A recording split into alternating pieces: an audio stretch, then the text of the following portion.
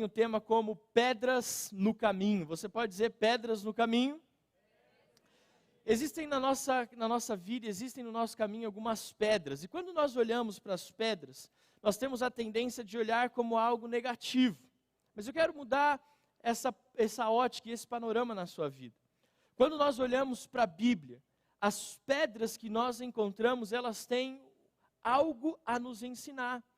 E quando nós olhamos para a Bíblia e vemos quando as pedras aparecem no contexto bíblico, elas têm algo relevante e significativo. As pedras, por exemplo, na Bíblia são comparadas ou são usadas como altares de adoração. Homens de Deus colocaram pedras e ergueram pedras como altar de adoração. Biblicamente falando, as pedras, além de um altar de adoração, elas também simbolizam ali um memorial. Josué, quando atravessou com a nação de Israel o Rio Jordão, a Bíblia diz que ele retirou do meio do Rio Jordão pedras, 12 pedras, e colocou elas muito longe, para que todos soubessem que naquele lugar Deus havia operado um milagre. Trouxe pedras que estavam no seco e colocou elas dentro do rio, e o propósito era, isso aqui é um memorial, essas pedras são um memorial. Todos que olharem para este memorial de pedras saberão que Deus, o Deus de Israel, agiu em favor do seu povo. Mas a verdade, querida, é que nós temos o costume de olhar para as pedras como algo negativo, que nos causam dor. Por exemplo, nós temos ali as pedras no sapato. Incomoda, sim ou não? É uma expressão que traz um certo incômodo, as pedras no sapato. Ou talvez nós usamos as pedras como algo que pode ser agressivo, atacar as pedras para poder machucar ou ferir. Mas na verdade, quando nós olhamos para as pedras, nós temos que entender que elas são responsáveis para que nós possamos erguer uma casa, para que nós possamos planear o caminho. E é sobre isso que eu quero falar. Essa mensagem ela veio no meu coração, as pedras no caminho. Algumas segundas-feiras atrás, o apóstolo Joel convidou os pastores para ir ao Vale dos Mananciais. E ele falou: Alex, você não quer ir lá ajudar a gente no vale? Eu falei: o quê? Pensei logo naquele café da manhã maravilhoso, que quem já foi no vale sabe do que eu estou falando. Pensei naquele almoço delicioso, naquele tempo gostoso de descansar e aproveitar. Mas quando eu cheguei lá, eu descobri que eu ia carregar a pedra. O pastor Joel, ele decidiu fazer mais um lago ali. E ele, então, pediu para que o Zé e o Pedro cavassem ali, ampliassem o lago logo na entrada. Você está vendo as fotos aí na TV. Aquele lago que era pequenininho ficou 3 vezes maior. E para que esse lago pudesse ser feito, primeiro esvaziaram o antigo. Depois nós tivemos que colocar pedras em volta do muro como arrimo. E quando eu cheguei lá, eu olhei o lago logo na entrada. E eu avistei de longe as pedras. E o primeiro pensamento que eu tive foi assim: por que o rapaz do caminhão não colocou as pedras bem pertinho do rio, do lago? Eu pensei, o apóstolo Joel, ele só pode querer ensinar alguma lição para os pastores. Ele deve ter falado assim: moço do caminhão, eu quero aquelas pedras um pouco mais longe, porque eu quero que os meus pastores depois possam aprender algo. E quando eu cheguei lá, nós chegávamos lá, pegávamos um monte de pedras grandes e pesadas, e nós colocávamos no carrinho e levávamos até o lago. Lá dentro do lago estava o Pedro e o Zé pegando as pedras e colocando. Aquelas pedras pesadas, o calor batendo na nossa cabeça, e a gente carregando pedra. A minha aliança entrando na mão, rasgando aqui o meu dedo, minha mão ficando toda, meu Deus, não tem nenhuma luvinha. E pegando a pedra. E eu falo, pelo menos o almoço vai valer a pena. E colocava a pedra. Pelo menos o café da tarde com aquele bolinho quentinho vai valer a pena. Mas não precisou nem almoçar. Depois de algumas idas até o monte de pedras, trazendo e levando elas até o lago, eu vi o Pedro com uma vassoura passando, tirando o excesso de cimento. Quando eu vi o que estava acontecendo, o Espírito Santo falou comigo: está vendo? Cada pedra que você carregou tem um propósito. E eu parei de carregar e olhei o que eles estavam fazendo. Aquelas pedras, cada uma num formato, cada uma num tamanho. Quando eu olhei para o serviço do Zé, eu reparei que cada pedra que eu carreguei tinha um lugar específico naquela edificação. Cada pedra se encaixou num lugar específico, juntando uma com a outra. Aquelas pedras, quando foi retirado o excesso de cimento, se puder colocar essas imagens na tela, elas ficaram como uma obra de arte, um mosaico anterior. Como um mosaico. Aquelas pedras, elas formaram um muro. Ficou lindo. E depois, pode passar a próxima, o resultado foi esse lindo lago que está na entrada do vale. Você pode aplaudir ao Senhor? Foi interessante, porque eu percebi algo, e o Espírito Santo falou comigo nesse dia. Ele falou assim, primeira coisa, cada pedra no seu caminho tem um lugar específico. Juntas, essas pedras, elas formam ali uma parede. Sabe para quê? Primeiro, para que a água, ela não vá embora. O Espírito Santo falou assim, as pedras no seu caminho, elas servem para que você não perca a unção do Espírito Santo que eu estou derramando na sua vida. Às vezes nós olhamos para as pedras como algo negativo e até chutamos as pedras para longe, mas que nessa mensagem você possa entender que cada pedra no seu caminho, biblicamente falando, tem um propósito, e o maior propósito é que essas pedras ajudem que a unção do Espírito Santo não vá embora. Outra coisa que eu percebi, eu perguntei, Zé, por que você está colocando essas pedras? Ele falou, pastor, porque o barranco, quando ele cair, ele não vai entrar, a terra não entre dentro do lago. Esse muro de pedras vai impedir que esse barranco caia e destrua toda a obra. E eu pensei, além das pedras servirem para guardar a nossa vida e a unção do Espírito Santo, elas também servem para nos proteger contra os avanços do diabo na nossa vida.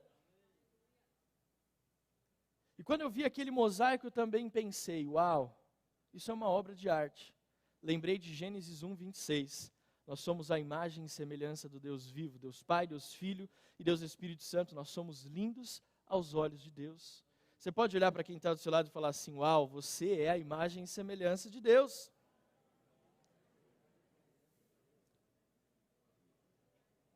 Querido, as pedras, elas podem ser pesadas para carregar, mas cada pedra na sua vida tem um propósito. Você pode dizer comigo, cada pedra tem um propósito.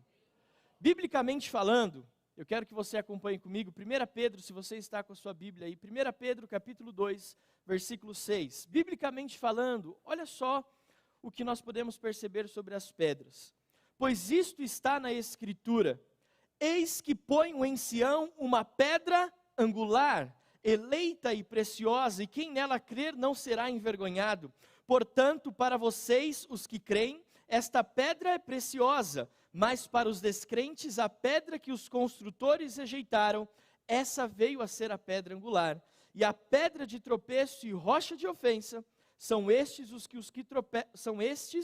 que tropeçam na palavra, sendo desobedientes para o que também foram destinados. Nós lemos aqui em 1 Pedro, Jesus é essa pedra angular, Jesus é esse firme fundamento. Segundo texto, Efésios capítulo 2, versículos 19 e 20. Assim, vocês não são mais estrangeiros e peregrinos, mas concidadãos dos santos e membros da família de Deus, edificados sobre o fundamento dos apóstolos e profetas, sendo Ele mesmo, Cristo Jesus, a pedra angular. Você pode falar, uau. E último texto, antes de irmos para a palavra, 1 Coríntios capítulo 3, versículo 11. Por quem ninguém pode lançar outro fundamento, além do que foi posto, o qual é Jesus Cristo. Jesus Cristo é o fundamento, é a pedra angular. É onde nós estabelecemos toda a nossa história, toda a nossa vida. Ele é a pedra a qual nós devemos colocar como base para construir a nossa história. E pensando nesse texto, pensando nesses 3 textos que nós lemos, as pedras no caminho, e essa introdução que eu falei com você, eu quero compartilhar sobre 4 pedras específicas que nós encontramos na nossa trajetória. 4 pedras que falam muito a respeito da nossa vida. E eu vou pegar aqui, como as pedras são as pedras do caminho, eu trouxe as pedras que eu encontrei. E eu vou compartilhar sobre 4 delas hoje. Primeira pedra que eu quero falar com você é a pedra que derruba gigantes. É a pedra que faz com que eu e você tenhamos o prazer de ver os inimigos de Deus caindo ao chão. Você pode dizer glória a Deus por isso? Acompanhe comigo. 1 Samuel 17, a partir do versículo 40. Pegou o seu cajado na mão, escolheu 5 pedras lisas do ribeiro e as pôs no alforje de pastor que trazia consigo. E com a sua funda na mão, foi na direção do filisteu. O filisteu também vinha caminhando e se aproximava de Davi, tendo à frente dele o seu escudeiro. O filisteu olhou e, vendo Davi, o desprezou, porque era apenas um moço ruivo de boa aparência. O filisteu disse a Davi: será que eu sou um cachorro para que você venha contra mim com pedaços de pau?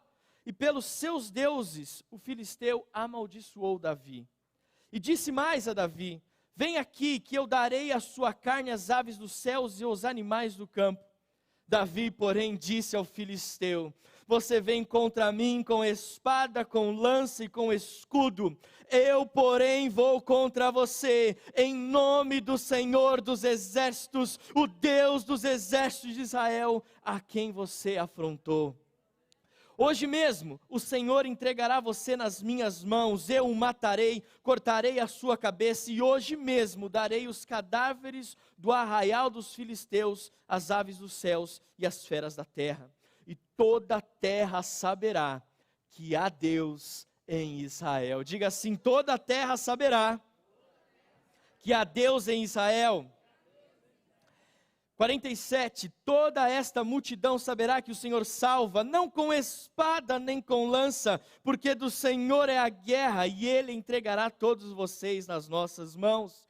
E aconteceu que quando o filisteu se levantou e começou a se aproximar de Davi, este se apressou e, deixando as suas fileiras, correu de encontro ao filisteu. Davi meteu a mão no alforje, tirou dali uma pedra, diga, uma pedra, e com a sua funda atirou contra o filisteu, atingindo-o na testa. A pedra se encravou na testa e ele caiu com o rosto em chão. Assim Davi derrotou o filisteu com uma funda e uma, com a funda e uma, com a funda e uma pedra. Ele o derrubou e o matou. Não havia, não sou eu que estou falando, é o texto. Não havia nenhuma espada na mão de Davi. Eu olhei para esse texto e pensei, nós como igreja precisamos entender que Deus quer nos usar para derrubar os inimigos de Deus.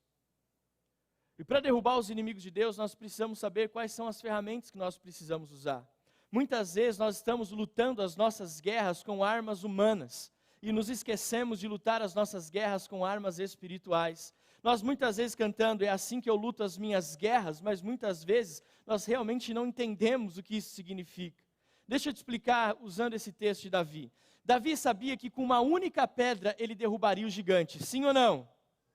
Ele sabia, ele estava indo contra o filisteu sem armadura, contra Golias sem armadura. Ele sabia que com uma única pedra o Deus de Israel derrubaria aquele gigante. Mas quantas pedras ele pegou lá no riacho?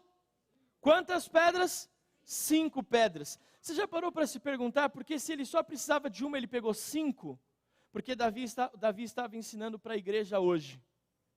Para derrotar os seus inimigos, você precisa estar conectado com a igreja. Profetas, evangelistas, pastores, apóstolos e mestres. Os 5 ministérios como símbolo da igreja. Sabe por que o texto fala pedras lisas? Porque Davi estava ensinando. Estar na igreja significa se relacionar. Sabe por que as pedras do riacho são lisas? Porque além da água, uma fica batendo na outra, fazendo com que elas fiquem lisas e brilhantes. A igreja tem esse poder na nossa vida. Eu falei semana passada na Cantareira, só o fato de estar na igreja já muda a sua história.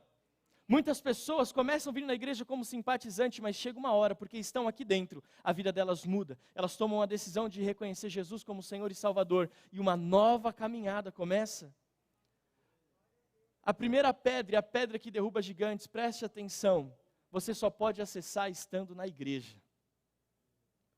Davi precisava de uma pedra, e ele disse, essa pedra é o símbolo da igreja de Jesus. É o ministério de Deus em operação. Você quer derrubar gigantes? Venha para a casa do Senhor. Porque aqui você vai aprender que gigantes se derrubam com a oração, com o jejum, gigantes se derrubam com fidelidade nos dízimos e ofertas. Aqui na igreja você aprende que gigantes se derrubam com a unidade do corpo. Quando nós entendemos que os gigantes podem cair, nós entendemos que isso só acontece quando nós estamos conectados na igreja. Olha para quem está do seu lado e diga assim, é um prazer estar na mesma igreja com você. É um prazer, é um privilégio. Deus quer entregar nas suas mãos as armas que você precisa para derrubar gigantes. Não é em outro lugar que você vai descobrir o que Deus pode fazer na sua vida.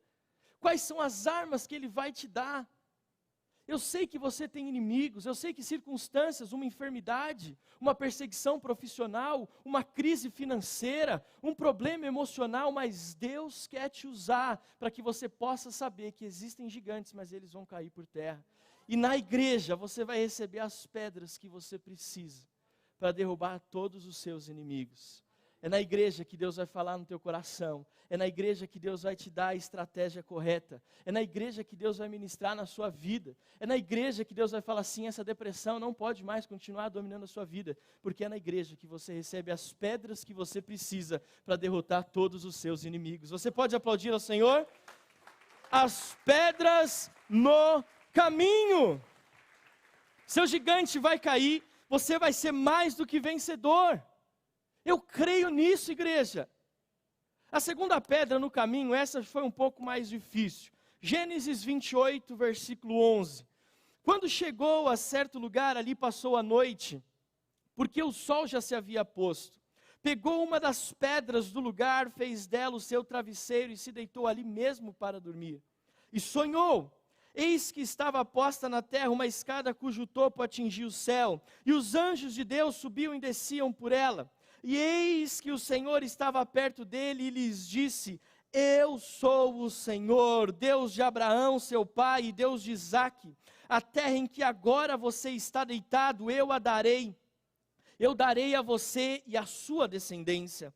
A sua descendência será como o pó da terra. Você se estenderá para o oeste, para o leste, para o norte e para o sul. E em você e na sua descendência serão benditas todas as famílias na terra. Eis que estou com você e o guardarei por onde quer que você for. Farei com que você volte para esta terra, porque não o abandonarei até que eu cumpra aquilo que lhe prometi. Quando Jacó despertou do sono, disse, na verdade o Senhor está neste lugar e eu não sabia. E temendo disse, quão temível é este lugar, é a casa de Deus, a porta dos céus. Na manhã seguinte, Jacó se levantou de madrugada, pegou a pedra que havia usado como travesseiro e a pôs em pé como coluna, e sobre o topo dela derramou azeite. O lugar da cidade, que antes se chamava Luz, deu o nome de Betel. Assim como existem as pedras que derrubam gigantes, falei que a igreja é tipo CrossFit, existem pedras que nós precisamos fundamentar os nossos sonhos. A segunda pedra no nosso caminho é a pedra dos sonhos. Quando nós olhamos para esse texto, Jacó, um texto profético, chegou a um determinado lugar, e a Bíblia diz que ele pegou uma pedra, colocou como travesseiro, colocou a cabeça e sonhou. Quando a gente olha esse texto assim, de bate-pronto, a gente pensa, meu Deus, eu tenho aquele travesseiro da NASA em casa, todo fofinho. E eu estou lendo um texto onde um homem pega uma pedra como travesseiro. Que desconfortável deve ser isso. Esses dias a Adriana falou assim, amor, eu tenho dormido tão mal. Será que eu posso comprar um travesseiro novo? Eu falei, claro que pode. 2 dias depois chega 2 grandes pacotes. Eu falei, ué, não era só um? E ela falou, não, é que um eu coloco por baixo a minha mão, e o outro eu coloco aqui no meio das pernas para dormir mais confortável. Falei, você me pegou. E eu aqui pensando em Jacó e a sua pedra de travesseiro. Mas essa segunda pedra no nosso caminho fala exatamente o seguinte: sonhos sem que eles estejam fundamentados na pedra que é Jesus, são utopia, delírio, devaneio. Você pode sonhar, e deve sonhar, mas cada um dos seus sonhos, dos meus sonhos, dos sonhos da igreja, precisam estar fundamentados em Jesus. Quantas vezes nós nos frustramos, porque nós não alcançamos aquilo que nós estabelecemos para a nossa vida?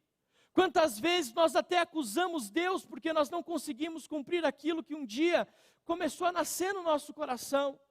E nós pensamos, Deus não me ama, Deus não se preocupa comigo. Não, não é isso. Deus está dizendo para você, cuidado, porque os seus sonhos não têm nada a ver comigo. É por isso que eu não estou lhe entregando. Porque todo sonho precisa estar fundamentado em Jesus. Todo sonho. Olha só o que o salmista diz, eu amo esse texto.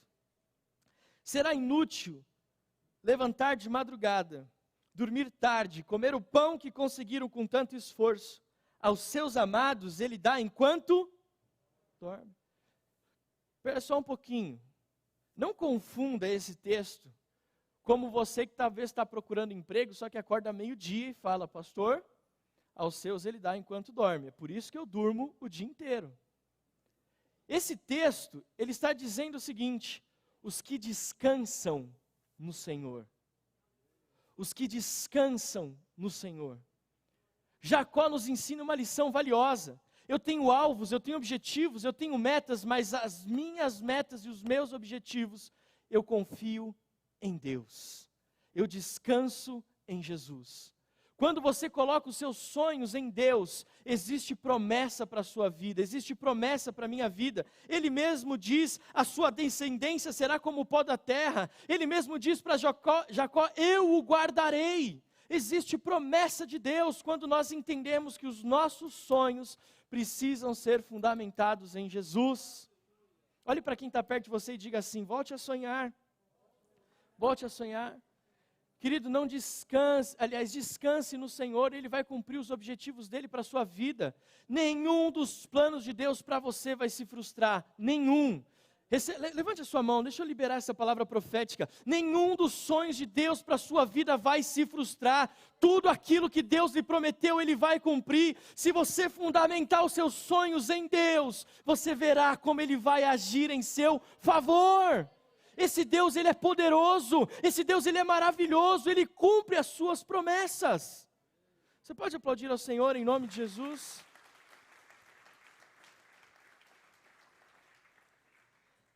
A terceira pedra que eu quero falar com você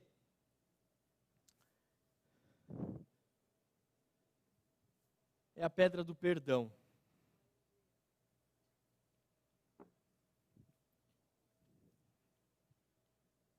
Vamos ler Evangelho de João, capítulo 8, versículo 4, em diante. Disseram a Jesus, mestre, esta mulher foi surpreendida em flagrante adultério.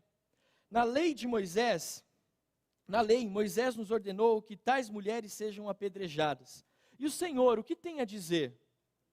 Eles diziam isso tentando para terem do que o acusar. Mas Jesus, inclinando-se, escrevia na terra com o dedo. Como eles insistiam na pergunta, Jesus se levantou e lhes disse, quem de vocês estiver sem pecado, seja o primeiro a tirar a pedra nela. Inclinando-se novamente, continuou a escrever no chão, mas eles, ouvindo essa resposta, foram saindo um por um, a começar pelo mais velho até os últimos, ficando só Jesus e a mulher em pé diante dele. Levantando-se, Jesus perguntou a ela, mulher, onde estão eles? Ninguém condenou você? Ela respondeu, ninguém, Senhor. Então Jesus disse, também eu não a condeno, vá e não peques mais. Quando nós falamos em perdão, nós temos que entender que existem 4 níveis de perdão. O primeiro e mais importante é o perdão que eu recebo de Deus. Aceitar, Jesus morreu na cruz, no meu e no seu lugar, para que nós tivéssemos vida. Segundo, é o perdão que você precisa dar a si mesmo. Nesse ano de 2020, Deus tem ministrado no meu coração. Fale sobre pessoas que precisam se perdoar. Talvez você viveu algo na sua vida, você causou dor a si mesmo. você se entregou em algo que não deveria se entregar, você fez algo que não deveria ser feito e você se culpa até hoje. Perdoe-se. Tenha liberdade de olhar no espelho e viver uma transformação genuína. Terceiro nível de perdão. Talvez você feriu pessoas e você precisa ir até elas e pedir perdão por aquilo que você fez. E o quarto, se alguém te feriu, perdoe. Receba esse perdão. Se ela não vir até você, vá até ela. Haja conserto. Sabe por quê? A pedra do perdão nos ensina algo muito especial. Essas pedras aqui, só algo muito interessante sobre elas. Elas são pedras que vieram direto de Israel. Há uns 3 anos, 4, 5 anos atrás quase. Nós tínhamos perdido o nosso primeiro filho. Muitos de vocês conhecem esse testemunho. E nós, por 2 anos, tentamos engravidar novamente e não conseguíamos. O apóstolo Joel foi com o pastor Felipe, o pastor Walter da Costa para Israel, esteve no lugar onde Ana orou, e ele pegou ali aquelas pedras, e quando ele chegou, ele colocou nas minhas mãos, da Adriana, e orou por nós, profetizando essa unção de fertilidade. E eu vou usar essas pedras profeticamente. Eu falei para você que a primeira pedra é a pedra que Davi usou, sim ou não? Você está aqui comigo? Essa pedra ele... Assustou, né? Essa pedra ele atacou. Existem pedras que nós precisamos pegar e atirar, derrubar os gigantes. Mas Jesus nos ensina que existem pedras que eu preciso soltar. Existem pedras que eu não posso carregar. Está calor esses dias. Você imagina andar todos os dias nesse calor com uma pedra fechada na sua mão. Vai trabalhar com a pedra, chega em casa, vai jantar com a pedra, vai jogar bola com a pedra. Nesse calor, imagina como a sua mão vai ficar. Dorme com a pedra. Todas as vezes que você não libera perdão, é como se você estivesse causando dor a si mesmo. Carregando uma pedra que você não precisava carregar. Vivendo como você não precisaria viver. Sabe qual é o meu medo como pastor? É que nós deixemos de atirar as pedras que precisamos atirar, mas seguremos as pedras que precisamos soltar. Talvez você está usando as pedras erradas com as pessoas erradas. Ao invés de soltar e liberar perdão, você está fazendo e atacando pedra nas pessoas que você deveria perdoar. Mas nos gigantes que você precisava derrubar, você está segurando a pedra. A pedra do perdão fala, libera. Vai embora. Jesus disse para aquela mulher, ei, aonde estão os teus acusadores? Não tem mais nenhum, Senhor, eu também não te condeno mais, vá e não peques mais. Querido, há libertação instantânea na vida daquela mulher, o perdão é cura instantânea, o perdão te faz livre imediatamente.